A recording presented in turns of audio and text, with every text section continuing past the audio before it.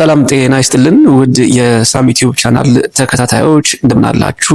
ሁላችሁም በያላችሁበት ሰላማችሁ ብዝት ይበልልኝ። እንግዲህ ከሰሞኑ በገጠመኝ ከባድ ሐዘን ምክንያት በቪዲዮ መግባት አልቻልኩም ነበረ። ብዙዎቻችሁ እንደምታውቁት በቅርቡ ከሶስት ወር በፊት እጅግ በጣም ከባድ ሐዘን ላይ ነበርኩኝ። በዛም ምክንያት እንግዲህ አንዳንድ ነገሮች ሊመቻቹልኝ ባለመቻላቸው እኔም ደግሞ የነበርኩበት ሁኔታ ስላልፈቀደ በቪዲዮ መረጃዎችን ይዤላችሁ መምጣት አልቻልኩም ነበር። ታዲያ በዚህ አጋጣሚ ደውላችሁ ቴክስት አድርጋችሁ እና በተለያየ መንገድ ላጽናናችሁኝ በሙሉ ምስጋናዬ በያላችሁበት ይድረሳችሁ። እጅግ አድርጌ አመሰግናለሁ። ታዲያ ከዛሬ ጀምሮ በቻልኩት መጠን በቪዲዮ በመምጣት መረጃዎችን ወደ እናንተ ማድረሴን የምቀጥል ይሆናል ማለት ነው። በዛሬው ቪዲዮ ያስኩላችሁ መረጃ ታዲያ የትራምፕ አዲስ አስፈጻሚ ትዕዛዝ ባንኮችን የስደተኞችን ሕጋዊነት እንዲመረምሩ ማዘዛቸውን የሚመለከት ነው። የዶናልድ ትራምፕ አድሚኒስትሬሽን አዲስ ኤክስኪዩቲቭ ኦርደር ፈርሟል። ይህም የኤክስኪዩቲቭ ኦርደር እንግዲህ ባንኮችንና የፋይናንስ ተቋማትን ብድር በሚሰጡበትም ሆነ አካውንት በሚከፍቱበት ጊዜ የደንበኞችን የዜግነትና የኢሚግሬሽን ሕጋዊነት ደረጃ በጥብቅ እንዲመረምሩ የሚያዝ አዲስ መመሪያ ነው። ታዲያ ይህንን ጉዳይ በተመለከተ ምን ዝርዝር ጉዳዮች አሉ? ቀጥሎ ሙሉ መረጃውን ወደ እናንተ የማድረስ ይሆናል።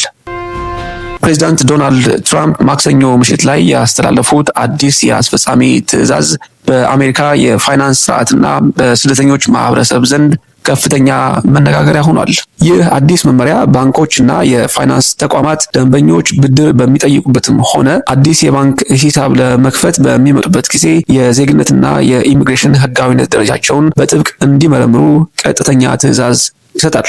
ከዚህ ቀደም የጸረ ገንዘብ ማጭበርበር ሕጎች በዋናነት ሕገወጥ የገንዘብ ዝውውርና ሽብርተኝነትን ለመከላከል የሚያተኩሩ የነበረ ቢሆንም በአዲሱ ትዕዛዝ መሰረት ግን ሰነድ የሌላቸው ስደተኞችን እንቅስቃሴ መከታተያና መቆጣጠሪያ መሳሪያ ሆነው እንዲያገለግሉ ተደርገዋል። ፕሬዚዳንቱ ይህንን ውሳኔ ለማስተላለፍ የተገደዱበት ዋነኛው ምክንያት ሰነድ የሌላቸው በርካታ ስደተኞች በድንገት ከአገር ቢባረሩ ባንኮች የሰጧቸው ብድሮች ሳይከፈሉ ሊቀሩና ይህም በጠቅላላው የፋይናንስ ኢንዱስትሪው ላይ ከፍተኛ ኪሳራ ሊያስከትል ይችላል ከሚል ስጋት እየተነሳ ነው። መንግስት የባንኮቹን መረጋጋት ለመጠበቅና የኢኮኖሚ መናጋት እንዳይፈጠር አስቀድሞ መከላከል አስፈላጊ ነው በሚል ይህንን እርምጃ ሊወስድ ችሏል።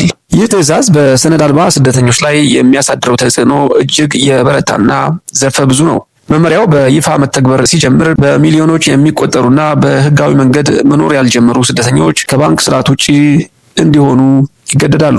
ይህም ማለት ደሞዛቸውን በባንክ በኩል ለማግኘት፣ ለተለያዩ አገልግሎቶች በካርድ ለመክፈል፣ ቤትና መኪና ለመግዛትም ሆነ ለአነስተኛ ንግድ ስራዎች የሚሆኑ ብድሮችን ለማግኘት ሙሉ በሙሉ በር ይዘጋባቸዋል። በዚህም ምክንያት እነዚህ ሰዎች ጥሬ ገንዘብን ብቻ ወደ መጠቀም ሊመለሱ የሚችሉ ሲሆን ይህም ለዝርፊያና ለተለያዩ የወንጀል ጥቃቶች ተጋላጭ ያደርጋቸዋል። ይህንን መመሪያ በተመለከተ ከተለያዩ አቅጣጫዎች የተለያዩ አስተያየቶች እየተሰነዘሩ ይገኛሉ።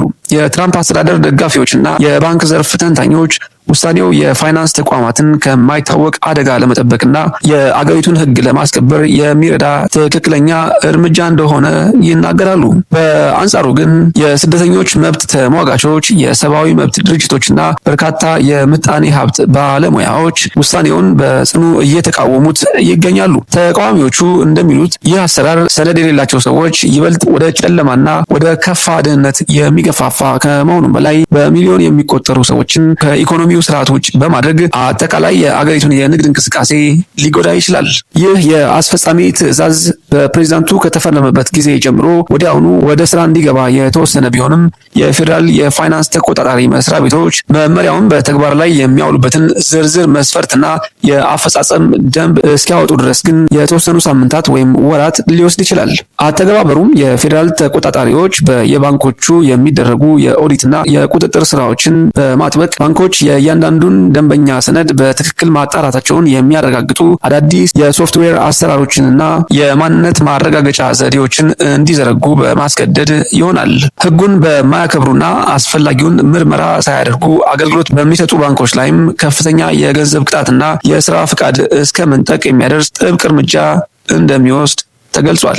በተመሳሳይ ጊዜ መመሪያው በፍትሐ ብሔር መብቶች ተሟጋቾች በኩል ወደ ፍርድ ቤት ሊወሰድና ህጋዊ የክስ ክርክሮች ሊገጥሙት እንደሚችል ስለሚጠበቅ ሙሉ በሙሉ ተግባራዊ የሚሆንበት ሂደት ፈታኝ ሊሆን እንደሚችል ይገመታል።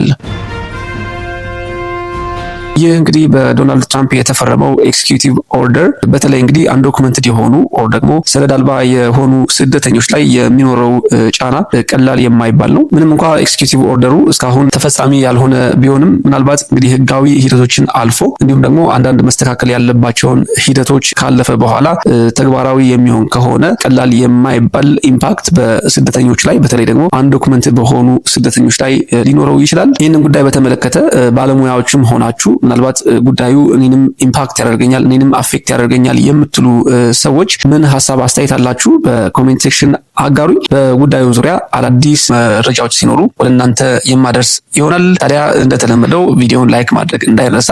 ላይክ ማድረጋችሁ ብዙዎቹ ጋር እንዲደርስና በመረጃው ተጠቃሚ እንዲሆኑ ያደርጋል። እንዲሁም ደግሞ አዲሱ ናችሁ የምትከታተሉ ቻናሉን ሰብስክራይብ በማድረግ ተመሳሳይና ጠቃሚ መረጃዎች እንዲደርሷችሁ አድርጉ። ይህ ሳሚ ቲዩብ ነው። ጤና ይስጥልን።